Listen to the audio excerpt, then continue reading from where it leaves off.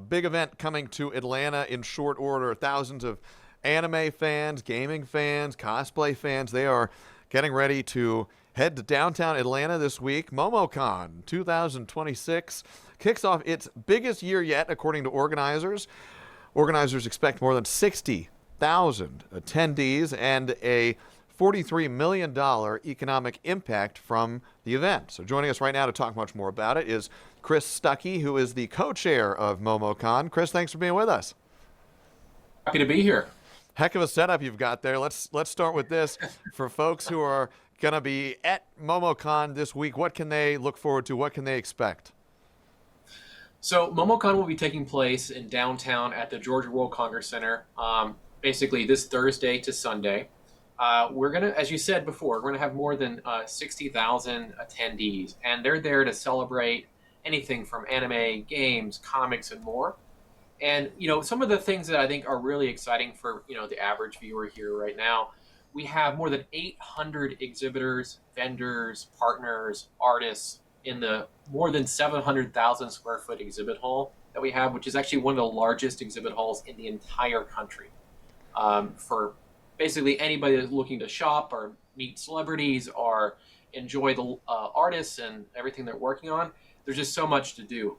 In addition to that, we have another 800 hours of programming and content over the 4 days between panels, events, concerts, across anything from people that have created different animation projects to people that have made games to fans that are also sharing their interest and community events and basically their celebration for a moment of whatever characters and anime is currently popular.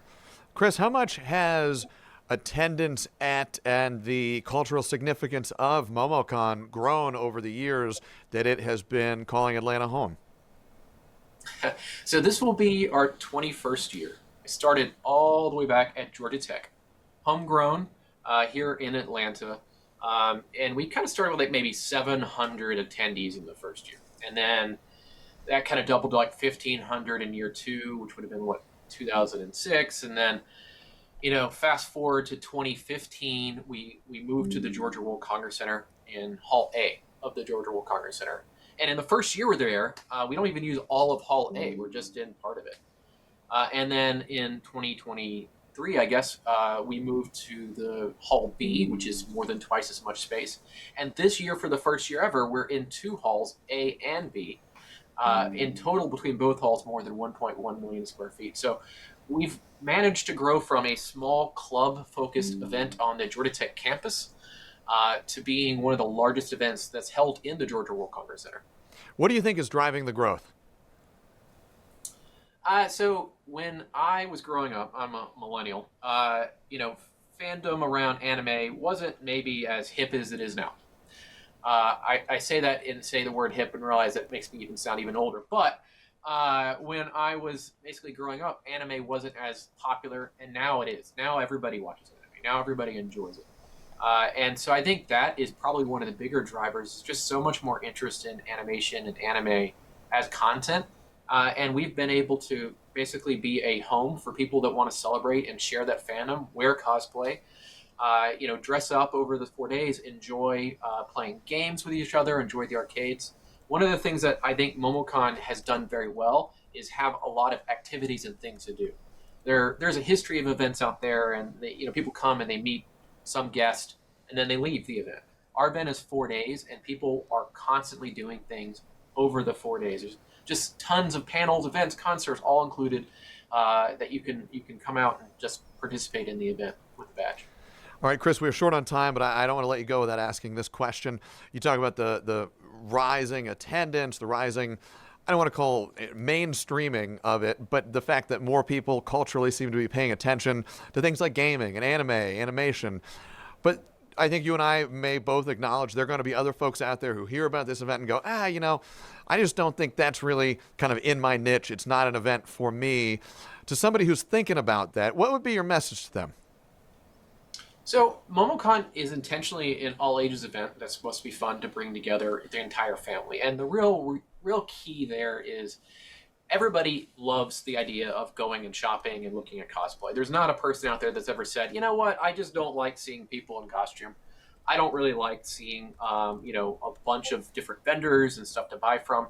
And if people are not big fans of anime, are not big fans of comics or games, they're probably going to be big fans of just the environment that we have that's really kind of appropriate to bring your kids to, have a great time. There's workshops and painting and just tons of things that you can do with kids of all ages.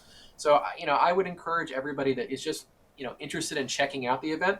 You can come to the event even just for one day if you want. If you don't think it's your cup of tea, come back maybe all 4 days next year. And before we let you go, for anybody who's watching and they want to participate, they want to come out, they want to attend, where can they go to get all that information? I'm sure there's a website out there where it has it all buttoned up in a nice, easy to read format. Where can people go for all the information they need to attend and enjoy? Well, I appreciate it. So momocon.com is MOMOCON.com. And I always like to leave one little thing, everybody learns something. So Momo, it actually means peach in Japanese. And of course, we're the peach state.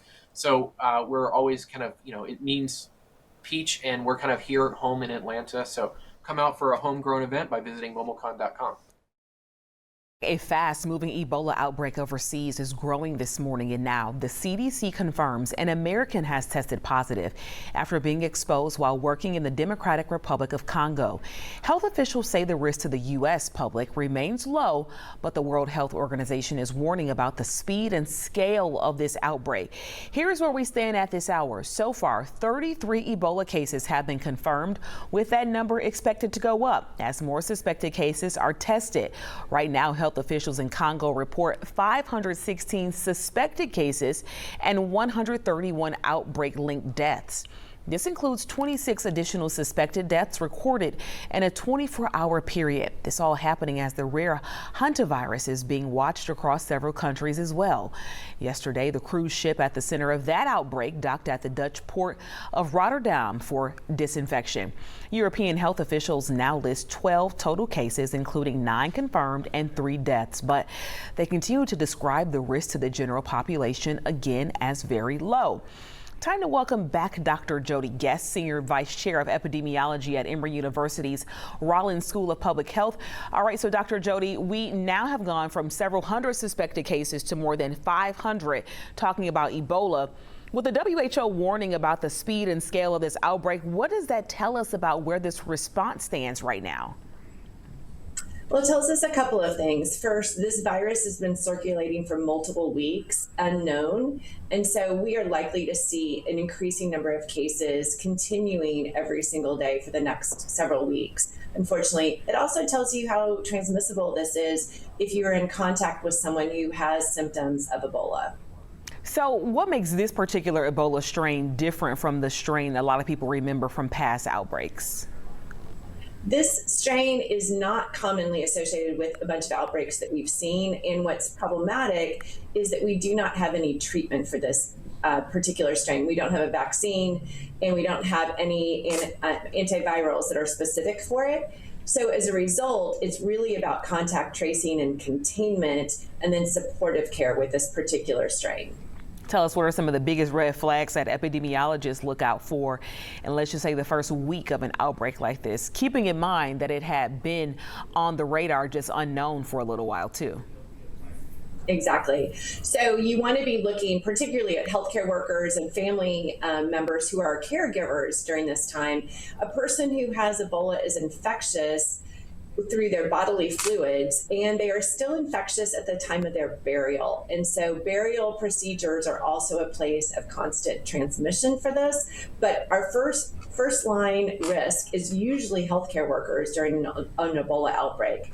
We also want to be really cognizant of the fact that our response in the United States is more limited than we would normally, the role we would normally be playing, because of the fact that we withdrew from the WHO. And that is alarming for us, as we really like to be front and center in these outbreaks, and thought leaders internationally in providing scientific expertise. I'm so glad you brought that up. I was just thinking that. So now we have 2 different outbreaks here that we're watching, and being withdrawn from WHO, it seems like, there's aspects of this thing where we could be in the dark. But for the general public, let's explain in the simplest terms the difference between this Ebola outbreak and the hantavirus, because when you go on social media, people are kind of linking the two. Absolutely. And that's, we're following both at the exact same time, which is unusual to have 2 outbreaks like this making headlines. The hantavirus is an extremely rare virus, and it is one of the only strains of the 40 different types of hantavirus that can actually be transmitted person to person. It happens to be that it got on a cruise ship, and so it had a very contained space to transmit. So we are following multiple cases, and it is a health emergency for those who are on the cruise ship. The likelihood that anyone who is not on that cruise ship will get that particular strain of hantavirus is extremely low. And so far, we've not seen any transmission to anyone who is not on that cruise ship. So that's the good news. Ebola, on the other hand, is a better known transmissible virus, and it is much more contagious to people that you're in contact with bodily fluids. Both of them have a fairly high fatality rate, but hantavirus is going to affect many fewer people than the Ebola outbreak. Are you ready for retirement? We've been told in the past $1 million could have you set for life. Well, that may not be the case anymore. New studies are showing that number is on the rise. Today is actually Be a Millionaire Day. So let's go ahead and bring in a friend of the show, April Reed Cruz of Reed Financial Group. April, glad to have you back with us. Good morning, Joe. Good to see you. Yeah, so $1 million, we were told you'd be set for life in retirement, but that may not be the case anymore. Why do you think this number is now on the rise, and why is it a moving target for retirement? It's a moving target because every situation is very unique. That number has been on the rise for quite some time. Of course, cumulative inflation that we've been battling here for quite a while is not helping that matter. Longevity is another factor. People are living longer and longer. And when life is more expensive, that number has to get bigger. But I would also argue that part of the reason is that a lot of people are not prioritizing the order in which they're saving. So they're having to save more because they're not necessarily saving efficiently. Yeah, and other areas might be prioritized when funds get tight. So one listening might say, look, I'm panicking here. If this number is going up 100 grand, 200 grand or more, how can what can I do? How should I feel about having to save even more now with funds being so tight? A lot of times when people hear numbers like that, I think they just really start to shut down.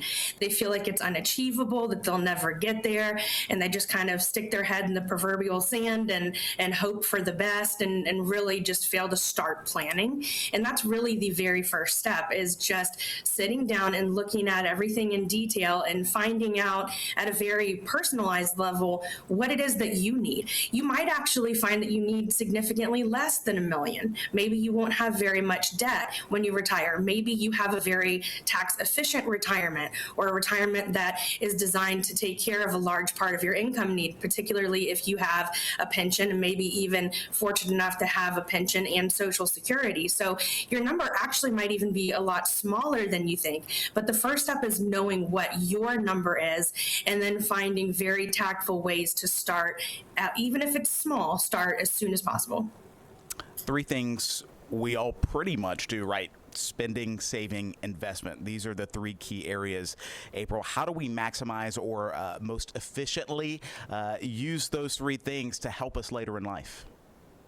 If you're fortunate enough to still have a 401k match, one of the biggest rules of thumb is don't leave free money on the table.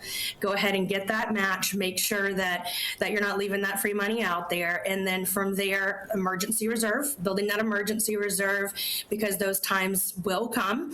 Then make sure that you're being tax efficient. You can look at Roth IRAs if you're eligible there. HSAs are one of the best benefits. Health savings accounts, one of the best benefits out there with triple tax benefits for contributions, growth, growth and distributions. And really, again, just having that strategy, making sure that you actually know what your expenses are and where you can safely project them to be in retirement. It's really difficult to get where we're going if we don't even know what that destination looks like. Yeah, I know President Trump recently signed an executive order calling more of a price comparison plans when it comes to the potential for retirement savings. So hopefully that's helping a lot of folks out there. But I wanted to get you out on this one, April, for somebody who does want to get more serious, maybe more aggressive in building that retirement nest egg and those savings. What can they do right now? I encourage you to really do your research about a financial professional that might be a good fit for you, whether you need someone who is a tax professional, a fiduciary advisor, investment advisor representative, but find somebody who's a fit for you who can really help you lay out these roadmaps. Make sure that I don't like calling it a budget. I like calling it a spending plan. Make sure you know what your spending plan looks like and track your expenses. You'd be maybe amazed at how much you can save when you really take a close look and remove some of the automated things like subscriptions that you've forgotten about and extra expenditures that you can really start accumulating a lot more than you think, and automate those things so that you're contributing to the sources that we talked about earlier consistently. The time value of money is incredibly important. So even if you start very small, make sure that you start. The National Insurance Crime Bureau says contractor fraud often spikes after, you guessed it, major disasters. And, hurricane season coming up right around the corner, less than 2 weeks away, come June 1st. They say now is the time to prepare. Let's talk about all that and more with David Glowy, the president and CEO of the National Insurance Crime Bureau. David, good afternoon, sir. Nice to be with you today. Thank you for having me. So what is contractor fraud and what do these scams look like? Yeah, so unfortunately, after a natural disaster, you've already been the victim of that catastrophic event. And it's $115 billion last year, and 23 catastrophic events flowed into states to help people rebuild their lives. Just to give you a theme of how many catastrophic events we have one every 16 days in the United States compared to one every 82 days in the 1980s. And with that money that flows into communities, these organized criminal enterprise target the victims of the natural disaster to go after the money. And unfortunately, in Georgia, you're number 5 for contractor fraud across the United States. God, number 5. Why do you think that is? Is it just because of how susceptible we are to some of these natural disasters? I mean, we got hurricanes, we got tornadoes, and we just had some big wildfires here as well.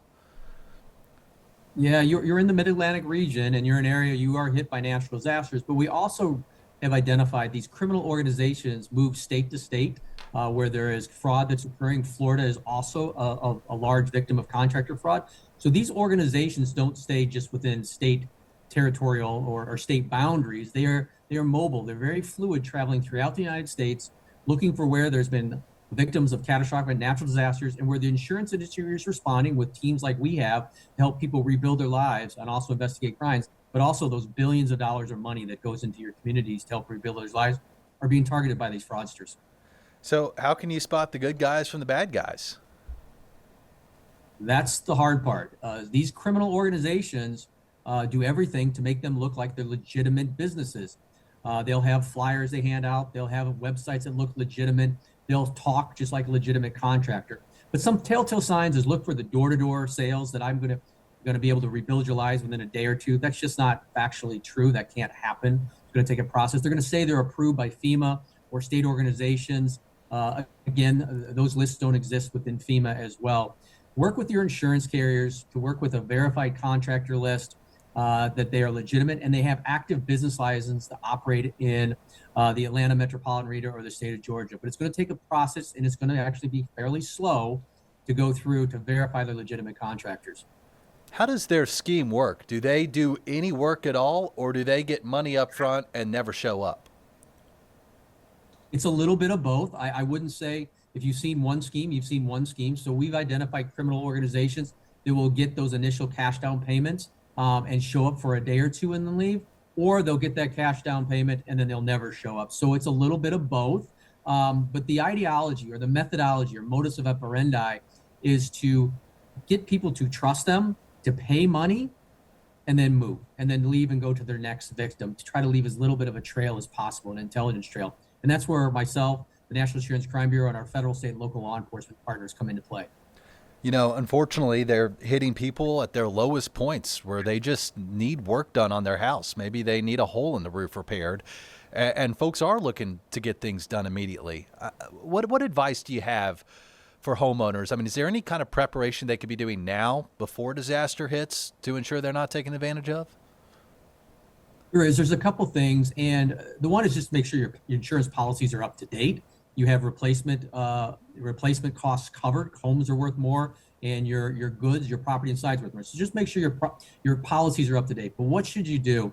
Key thing is start with your insurance carrier and ask them for a verified list of contractors. Help to get a verified list of contractors that actually have active licenses and positive referrals. Always get multiple bids. Go through the process. And the state of Georgia has excellent resources. Commissioner King has worked with our organization for years. We have embedded law enforcement officers and NICB agents in the state of Georgia to investigate those crimes. But go through the process to verify these are active businesses with licenses to operate in your state or within your city. That's a key component. You know, and unfortunately, this day and age, scammers, fraudsters, they're just rampant. It seems in every part of our lives. AI's making it easier for the scammers to sell their fraud, and harder for us as the consumer to spot what's real and what's not. I guess, you know, the question for you as we move forward is, if somebody has been targeted or scammed, because it could happen to any of us right now, do we have any kind of recourse? You do, and it even happens in my own family. I have elderly parents in Iowa, and it seems like every time a weather event comes through, we have individuals knocking on their door to clean up their yard because they're disabled. They can't do it. And that's the sad part of these crimes. They really target the most vulnerable people that need help. And identifying these criminal networks, it requires to actually slow down a little bit, verify that they have legitimate businesses, investigating their licenses, working with the insurance carriers. And then if after the fact that you believe you've been a victim of a crime, contact NICB or local law enforcement, call 911 if they're on your property still. But unfortunately, they're targeting people when they're the most vulnerable. David, thanks for shining a light on this and for all you guys do at NICB. Anything else you want to add that I'm missing today? The key thing is if you think you've been a victim or been approached by fraudsters, if they're on your property, call 911 so uniformed law enforcement can respond. We also have information on our website at nicb.org where we have a toolkit on resources. You can also file a complaint and we'll get it to the right law enforcement officers in all 50 states. Tiffany Willis is a former Starbucks Senior Vice President of Investor Relations, plus a Wharton and Emory graduate. She started out labeled a ninth grade dropout, became a mother at 14, and experienced homelessness. Quite the journey, to say the least. Her book, Own Your Narrative, tells the story of her remarkable journey, her path, and her framework she developed along the way. Tiffany Willis, welcome in. Thank you. Thank you so much for having me, Jeff. Absolutely. Thanks for joining us. All right. So first off, it's interesting. I want to read this quote first from the book. You say, when you own your story, you give others permission to own theirs. You don't just grow. You make room for others to grow with you and because of you. And you used a tree. What a metaphor to describe your life's journey. Why describe a tree and liken your journey to a tree? Yes. So for me, I find that most people celebrate their success. And I always talk about you cannot celebrate your success without acknowledging your scars. And so people see me, they see my resume, they see my credentials. And to me, that's the fruit of the tree. But I can't celebrate that fruit of the tree and display it without showing you those seeds of struggles, without showing you those roots of resilience. And so for me, it's all about showing the whole tree, the full self, versus just the outer part that's glamorous. And so this is a part of you. I just saw your phone case. It says Own Your Narrative. This isn't just a book. This isn't just your story. This is you. This Every is me. part of it. Yes. From the leaves to the branches to the roots. Yes. Right? Yes. Take us back a ways, though. You talked about the scars. You've survived. You've thrived through trauma. As a teenager, you were left homeless. Yes. You were pregnant. Talk to us about just how challenging it was to have your childhood ended practically overnight. Yes. I say that when you're in it, you don't realize it, right? And so now as I kind of became an adult and I start speaking with other individuals, they say, how do you do it? How did you do it? And in that moment, you don't realize, how do I do it? You just know you're putting one foot in front of the other. And so that's in essence why I wanted to share Own Your Narrative with others. Because sometimes when they're in it, they don't know how to move forward. And I didn't want people to feel stuck, especially in this environment and this economy and the circumstances that they're dealing with, to feel stuck and frozen. I wanted people to be inspired. If you just put one foot in front of the other, you'll be so surprised at how far you'll go. A lot of people, Tiffany, might feel that they might be inadequate. They may have imposter syndrome when it comes to claiming what is theirs, Yes. to finding their own path and their own purpose and walking in that alignment you talk about in this book. How might you encourage them today? Yes. So one is there's an inner strength that we all have, and we just have to tap into it.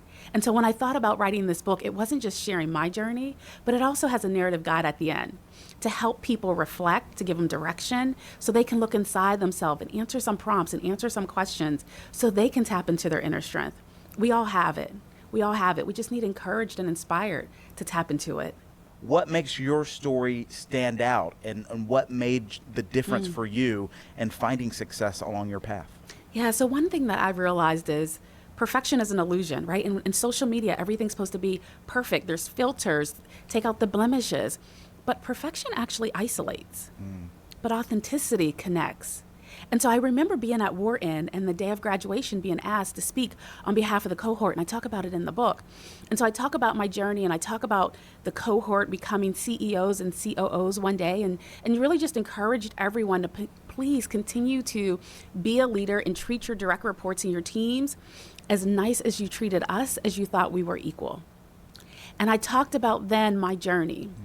And afterwards, a professor, esteemed professor at Wharton, came up to me and told me that his daughter was an undergrad at Wharton. And she'd been picked up twice now for underage drinking. And he and his wife were transferring her to another school. He said, but Tiffany, if I got to be honest, it's our version of kicking her out. He said, but after hearing your story, I realized we can't kick her out. So I'm going to call my wife and tell her, because what if our daughter turns out to be the next Tiffany? And that showed me that sometimes you think someone is perfect. They have this illusion. They have this polished demeanor. But everyone's dealing with something. And the more you can open up and just be authentic about what you're going through and what you've gone through and how you've overcome it, you give others the courage to overcome theirs. And that's what it's all about, right? Making that impact. How does that feel personally and feeling like you are making a difference in other people who are coming into contact with you and hearing your story? Yes. Sometimes it just doesn't even settle in, because for me, I'm just doing it out of like the purpose, and it makes my heart full, and I'm just pouring from my cup.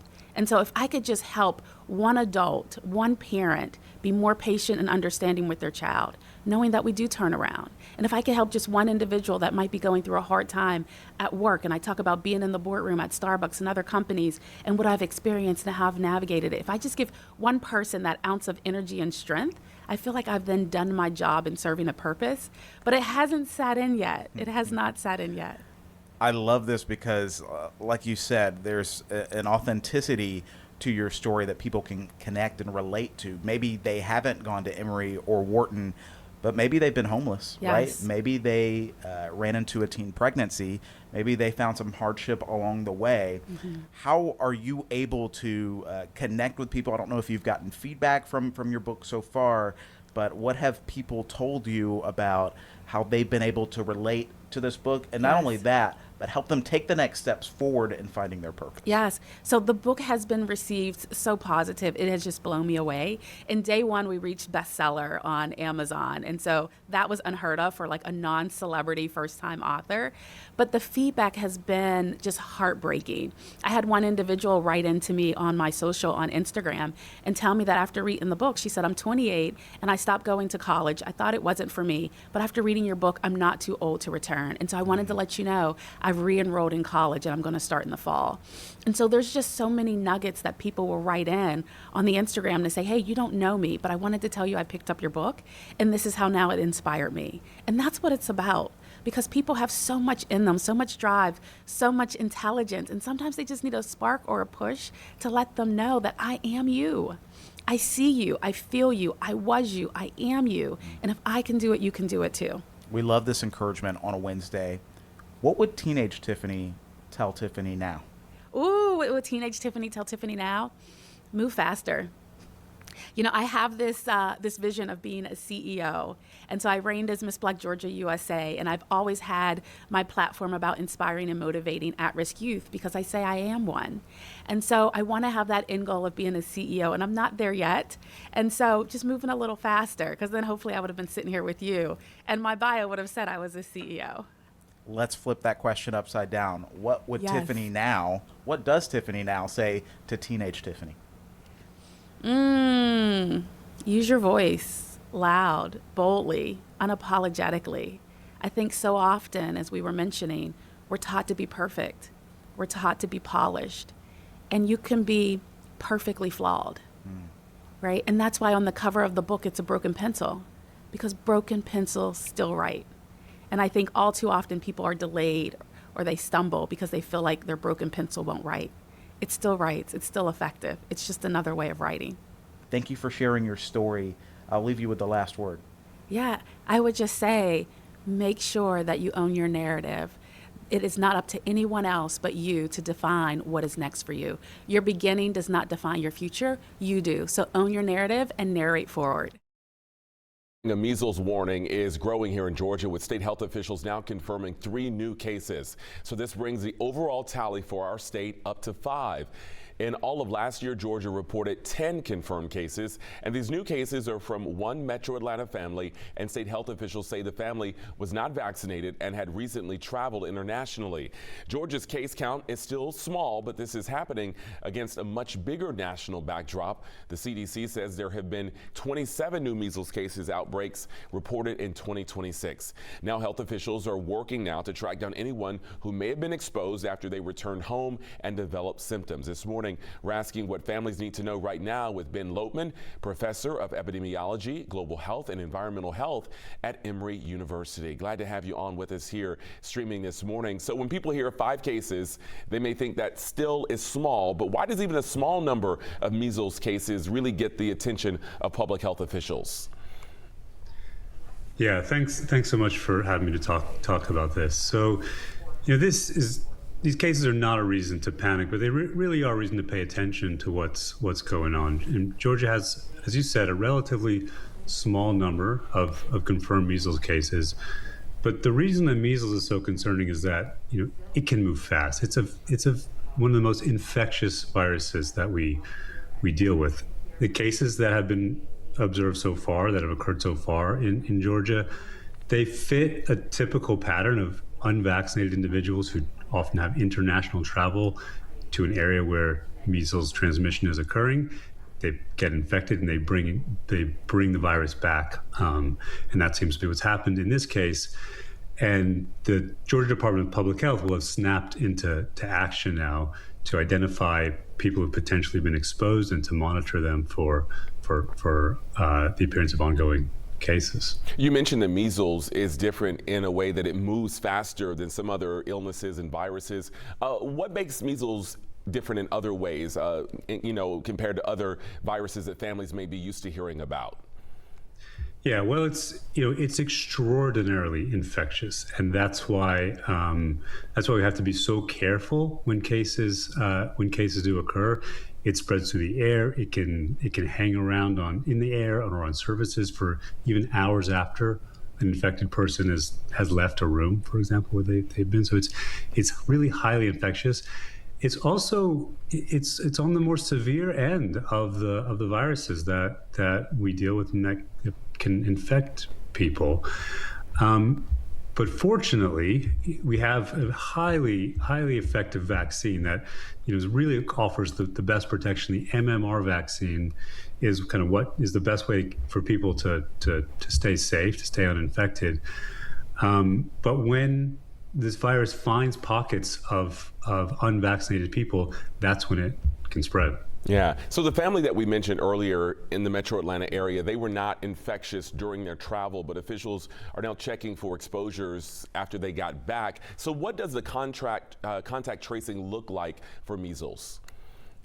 Yeah, this is what health departments do. This is the kind of bread and butter work of on-the-ground public health work that the Georgia Department of Public Health and other agencies are engaged in right now.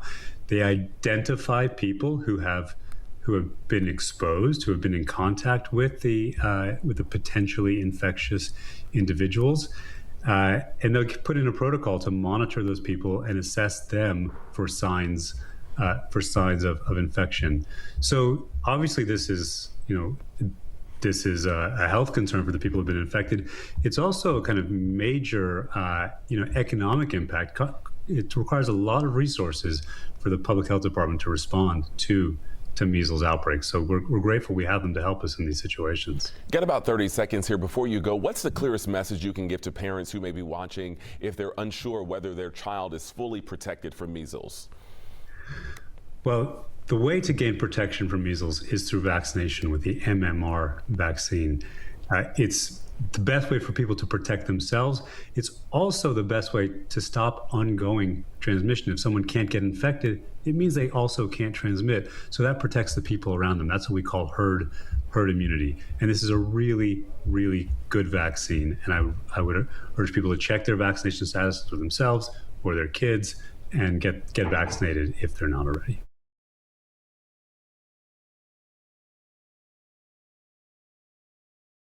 Something that's happening not only around Metro Atlanta and throughout the state of Georgia, but really across the country, is a growing shortage of skilled workers in fields like construction, manufacturing. Healthcare is always at the top of the list, and technology is a big one too.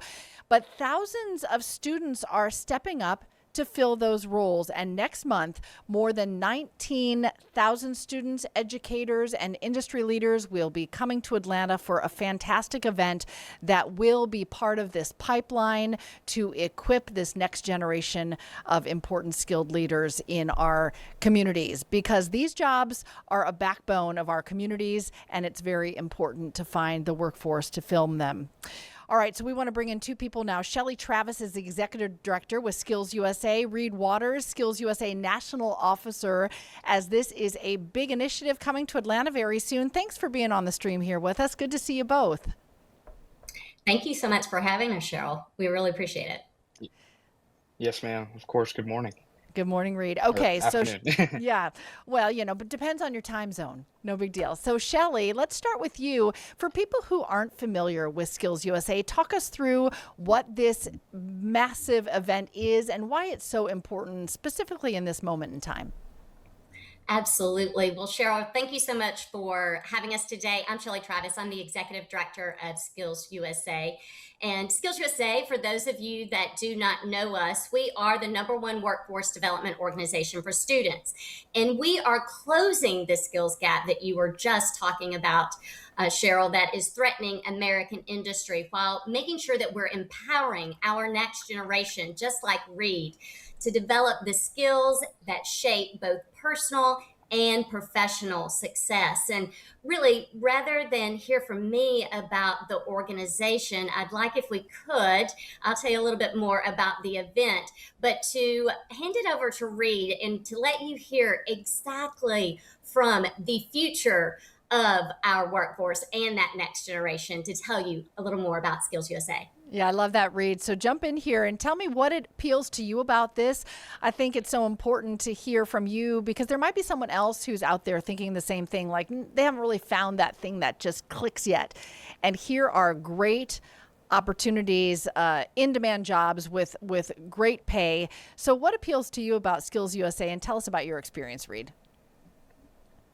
I've discovered through my experiences in Skills USA that you have to go to high school. You have to participate in these things. You have to go to school. But why don't you apply yourself to something that you're able to compete and succeed at? Around the country, we have millions of students who go to school every day, and sometimes, they learn stuff they're never going to use in their life. But in Skills USA, you're able to apply what you learn in something that you can compete and succeed in. You can go out and become industry certified in skills. You can compete at a level that is of industry. So whenever you graduate high school, you move on to the next big thing.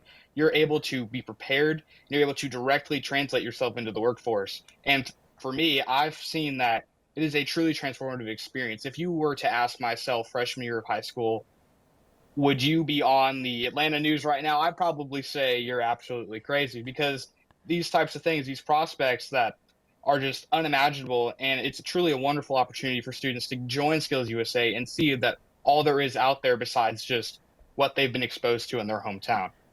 And it's been a wonderful experience, and I wish more people knew about it because it's truly amazing. Reed, just a final question to you. What would you say to students who may be a little unsure or skeptical about pursuing maybe a technical or a trade career? As a student, you are uniquely positioned to have the advantage of time. If you start out young, if you start today, then you're able to experiment. You're able to try, you're able to fail, and through that you will ultimately succeed. I've seen that myself. I've lost in a lot of things, and Skills USA has taught me a lot through failure. I think that's the most valuable lesson I've had throughout every single high school class I ever took, all the AP courses, whatever, was that it's okay to fail. And the things that you learn from failure is magnificent. And I've seen that Skills USA uniquely provides that because you don't just lose, you lose but learn. And so no matter what, you have everything to gain, nothing to lose. Try it out, see what you can do, become a plumber, become a welder, become an elevator maintenance technician. All these things are out there, and you're able to succeed in them. The global energy crisis is now hitting Americans' wallets, from the gas pump to groceries and summer travel as well. Georgia Tech experts say even though the U.S. produces a lot of oil, prices here are still tied to what happens overseas. This morning, we're asking Georgia Tech economist Bobby Harris how long this could last and what families should be watching out for. Bobby, great to have you on with us this morning. So when people hear about a global energy crisis, it might sound like, hey, that's far away. But where are Americans, especially people here in Metro Atlanta, feeling this the hardest and feeling it first? Thanks, Jonathan, for having me. I mean, so oil is a global commodity, so it's traded in the world market, and so any supply shock anywhere is going to affect the price of oil, and so that's going to show up in the price of gas, and it's going to show up in the price of anything that depends on oil or gas for transportation, and so that's essentially every good. All right, so we've been seeing prices seemingly go up week after week. Is this a temporary spike, or is this going to be a part of a broader economic problem? I mean, you know, it's hard to say, but it looks to me like this is going to last for the foreseeable future until we get some resolution in Iran, in the Middle East. I remember when prices were, under, maybe $3.50 or so a few weeks ago, and we saw us reach that $4 mark here in Metro Atlanta in Georgia. Is there perhaps a psychological threshold for people when they see $4 a gallon where they really start to feel the crisis more intensely?